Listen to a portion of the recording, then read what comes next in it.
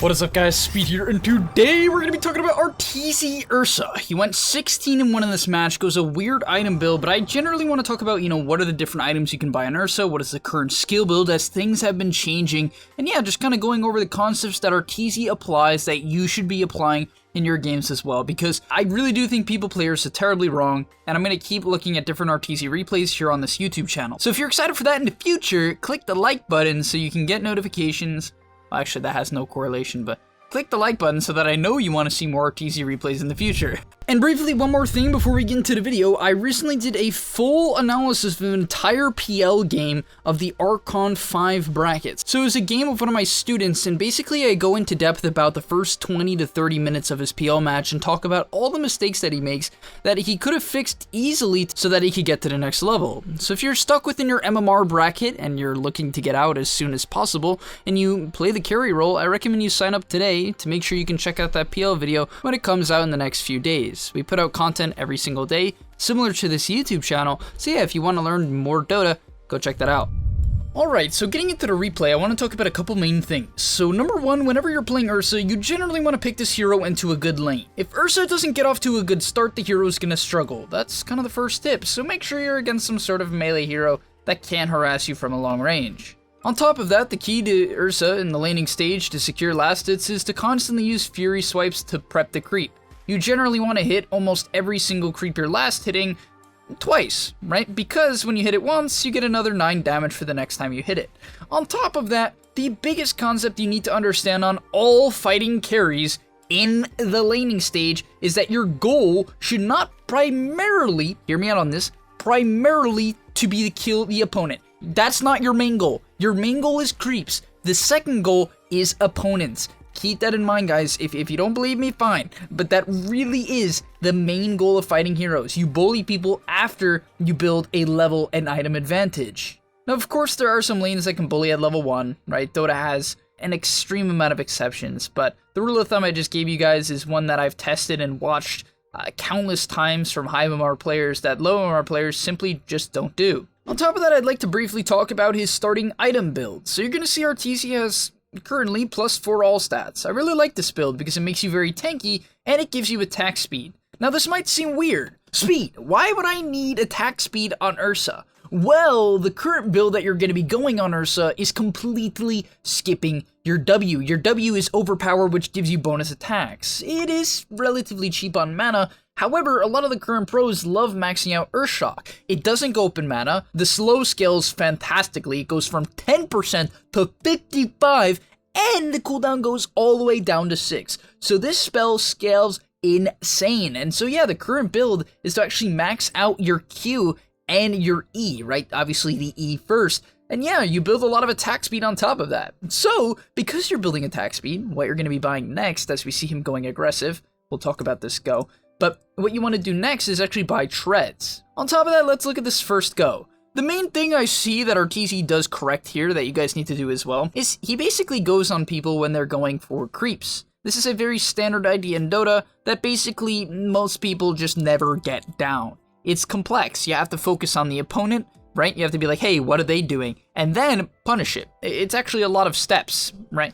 And that's why you have to build it up as habit. But you can see ARTEEZY wants to go. He pings the ground. He's like, hey, he's going to step up for this creep. And that's exactly what happens. Clockwork's muscle memory is like, creep, And then ARTEEZY goes in, gets a hit off, right? He actually intentionally led with the hit, which was cool. If you can lead with an auto attack, you should on Ursa. You only want to lead with Earthshock if you have to. The main goal of Earthshock is actually to get you in range for more auto attacks. The slow is great and all, but the mobility is the key aspect there. On top of that, you're going to see that the Clockwork drops low and ARTEEZY does not chase. Clockwork is 150 health, 9 mana. You might be like, well, ARTEEZY, why don't you pop your stick and try to dive him? The reason for this is that there is no reason to do that, right? You're likely going to end up killing yourself half the time. And even if you do kill them, so what? They're going to TP back to lane in a couple seconds. You're much better zoning them off the creep wave. Remember guys, creeps are the main goal. And then they actually end up getting the kill while diving him under tower 5 seconds later. Think about this, guys.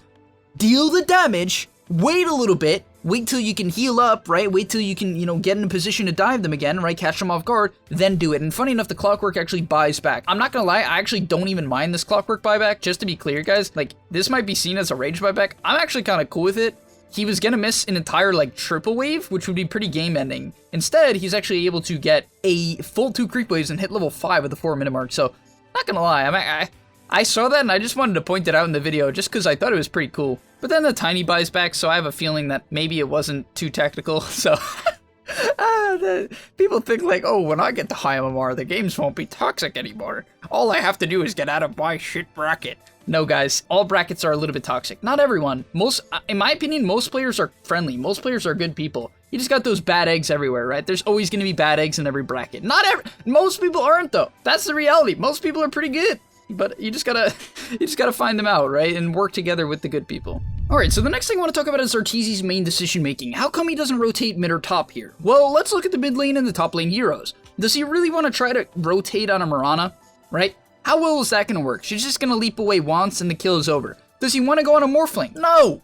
This matchup's trash for Ursa. Like, I guess it can be okay, but it's generally not good. You can't run a Morphling down. You can't even pressure him out. Morphling's just gonna go jungle. Or he's going to TP bottom. So that's not really much of a play. So instead, he just sits in his lane. And this is how you need to determine every single game whether or not you think you should rotate. Now let's say that there's a Juggernaut in the top lane. Well, then maybe it's a good idea for ARTEEZY to use his big lead, which he clearly has. He's 2-0 with 65 CS at 10 minutes to rotate and destroy the Jug. But he understands, okay, that's not a great option. Instead, he makes this very, very high MMR play where he understands one of the heroes that he can kill, the Skywrath Mage, is going to walk up the hill. He reads the movement, gets on top of him, right? Only uses the Q after, right? After a couple hits. In fact, I don't even think he had a Q there. Might have been even early. But nonetheless, he uses it a little bit later on and secures the kill. On top of that, I would like to mention that he starts putting points in W after 2 points in the Q. There are some pros that I've seen that have maxed out the Earthshock entirely, but I'm personally a slightly bigger fan of this,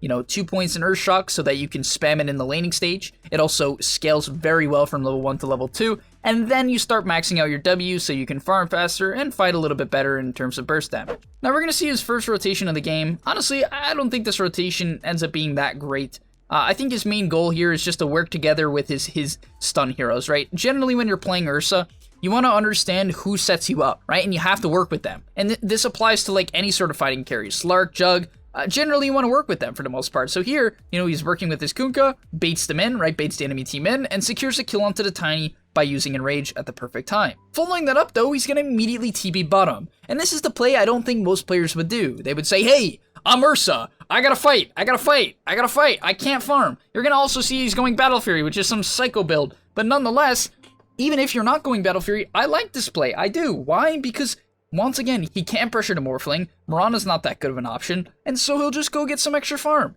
He can go group up and fight when he hits a later timing, which is clearly what he's going for this game. He wants to go for a later timing and shut down the enemy heroes later on. He helped out a little bit there, but mostly his goal is to hit a Battle Fury Bash or Manta timing, which we'll see in the future. Upcoming here is my favorite play in Dota. This is literally my favorite play in Dota. I love when people do this, because this is, in my opinion, the highest impact play you can make in Dota. If some support or carry you can bully is in a side lane and you're playing Ursa, this is the best possible hero to run at on the map. Why is that? Well, because you can kill them very often. You can solo kill people as Ursa if they're alone. But most importantly, you're gonna get farmed, right? He's now on top of a lane, so he can farm this after the kill. And he's pressuring the Tiny away from the wave. This Tiny at level 8 is far stronger than he is at level 6, right? And that's a big deal. So him kicking him out of lane there, even though he doesn't get the kill, it's a huge XP advantage swing, right? And that's something most players just don't think about. They don't think, hey, what is the state of my opponents? Does it matter?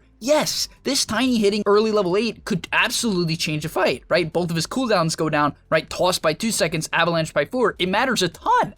So him making that play is huge. And then he's going to go back to farming because he's in the side lane. And I would like to say that all these plays combined together allow him to get a 14-minute Battle Fury. You do have to ship out clarities on this current version of Ursa. At level 10, you no longer have your mana talent, right? Your mana regen talent. And therefore, he actually just straight up skips it. I think the health talent isn't bad, right? I do feel like the health talent is okay to take at level 10, but he clearly values reducing the amount of cooldown on overpower and increasing the attacks, which is very logical.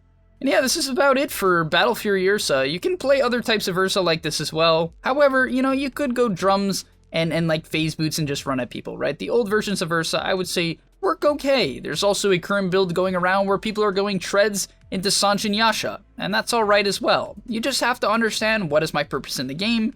Can I pressure the enemy team early? And if you can't, right? If you can't pressure them early, which he can't to the Morphling into the Mirana, maybe slightly, right? But in your average pub, you probably won't be able to, especially considering communication is difficult. And so he goes for a scaling build. The next thing I want to mention is really the main thing you need to do with your teammates in any MMR bracket, but you're going to see ARTEEZY's bottom here. He sees the Morphling bottom as well, and he's like, hey, let's go on this guy. You know, the Morphling just recently committed TP, so killing him is a big deal, and the Morphling is trapped on this side of the map, right? He can't go anywhere. He can't waveform TP out. And because of that, ARTEEZY makes the call to go, right? No waveform TP out. Hey guys, let's kill him. And that's exactly what you have to do in your pubs. You have to say, hey, let's pressure X hero, right? Let's go on them. And because of that, Mars is able to set up an arena, trapping the Morphling in. ARTEEZY uses his Enrage to prevent the stun from lasting a long time, right? Remember, the new Enrage gives you 50% status resistance, 80% damage reduction, right? That is what it does. It does not give you extra damage. You should not use it to burst people. You should be using it to keep yourself alive and to prevent yourself from getting stunned. Once you have this Yasha, you basically can start looking to fight. You're going to be pretty fast. It's not like the hardest spike in the game, but it definitely is a good one, and you're going to see he's going to actually try to start Roshing with it. He ends up getting hit by an arrow and chipped down by rocket flares, so he eventually has to disengage. But basically, this is actually a top tier play you can make on Ursa that most people don't think about. You can actually hit Rosh, not in the intent of actually taking Rosh, but in the intent of actually baiting the enemy team to come to you, right? If the enemy team sees an Ursa go into Rosh, are they gonna come? Yes or no, guys? Are they gonna come?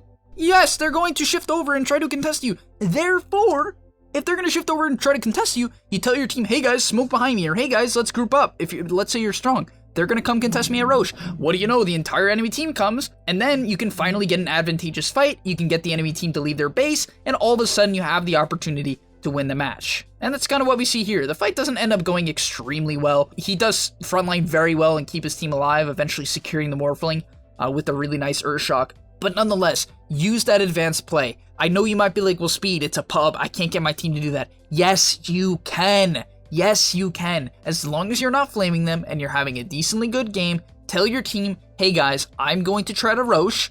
Come kill the enemy team when they can contest me, right? Come protect me. That's all you have to say. That's it. Just say, can you come protect me, right? Ask it as a question. Then people will feel good as ARTEEZY gets another solo kill. And at this part of the game, he's gung-ho, right? ARTEEZY is just going to run at the first person he sees. And this is what you want to do when you have your Aegis timing. Push in a lane, then go kill them. Remember, guys, I said push in a lane and then kill them. Make sure you actually push in a lane and then kill them. On top of that, great target priority here. Didn't even bother going for the Mirana. He understands, hey, I'm not going to go on Mirana until my team can set up for me, or until my team burns out her leap charges. That's not my job until that happens. And that's about where the video is going to end. I won't end it yet there, right? I'll show you guys the end of the match. Don't worry, I'm not that guy. Sometimes I am, but in this case, I won't be that guy. But nonetheless, he now gets his Basher. He doesn't have to go BKB this game. You know, it is a decent BKB game, but that's why he bought the Manta. He can get rid of the E-Blade combo, completely dodge it. He can get rid of the silence from the Scarith Mage, which actually can be a massive issue, and therefore this build is plenty. On top of that, you can see you go very, very fast. 383 movement speed it's not zooming, right? It's not zooming, but considering you're consistently at that, it's pretty dang fast, especially with the 6-second cooldown Urshock that you'll constantly have. And that's how they eventually chase down the Morphling, and that's where actually Ursa Morphling can become a pretty good matchup. When you become too tanky for the Morphling to burst you, and you have a Basher, you reliably make him have to shift to Strength Morph, and that reduces his damage. So yeah, thank you guys for watching this video on ARTEEZY Ursa. The rest of the match is him just trying to force high ground. You know, they're eventually going to be able to shove it in. Because he has a Battle Fury, he also does quite a bit of damage to towers, which Ursa usually wouldn't, right? This Battle Fury build gives you a lot of just straight up damage, 60. On top of that, it gives you 3.75 mana regen, which I didn't mention earlier, and that's key for Ursa. You have a lot of spells, and therefore, it's very important that you run a Magic Stick and this Battle Fury build if you want to go this flash farming route. And finally, just actually for real this time, let's end the video with some good target priority, right? Let's look at his options here. He could go on the Mirana right now. He sees her, there's a Sentry Ward down. Well, why doesn't he? He has a Basher. Well, it's actually relatively hard for him to burst the Mirana. It would force him to commit the Urshock, which would make him overcommit under the tier 4s, and therefore he fakes to go on the Mirana, and then, after faking it, the Skywrath exposes himself, right? Skywrath is like, oh, He's going on Mirana, I'm safe. ARTEEZY's like, yeet, immediately targets the Skywrath, and really that's the key thing about a high armor player. He does actually realize the guy is a Ghost Scepter. Funny enough, he actually clicks on the Skywrath's item as he's killing him. But yeah, because he was so fast and because he's already identified who he should be killing in fights, he's able to kill this guy before the guy even has time to react and get off his Ghost Scepter. So yeah, if you guys enjoyed this video on ARTEEZY Ursa, please remember to like and subscribe. If you're new to the channel, we put out videos every single day. Me and a team of editors worked very, very hard to do this, and that's why I say we really do work hard every single day to make sure you guys are learning about the game. And hopefully you guys enjoy the content. Peace. Before you leave, just want to say a quick message. If you're trying to get better at Dota or you just enjoyed that video, I know this is pretty general, and you're going to hear this quite a bit from me. But I recommend you sign up to gameleap.com. Why? Because I put a lot of effort into the content over there, and generally the effort I do there is different from the content you're going to see here on YouTube. It is different. In fact, I usually go a lot more in depth on topics or into niche topics that help you get to the next level even faster. Because on YouTube, I often have to keep it more mainstream, and that's even why I'm putting it at the end of this YouTube video. That's why this is at the end, because a lot of people just watch 5 minutes, they skip through just for like the dopamine spike. But if you are interested in actually getting better at Dota, I recommend you go to the description down below, get your discount right now by clicking the link, sign up, use the discount code that you're gonna see there, and I hope to see you there right now, so click it, and yeah, thanks for watching.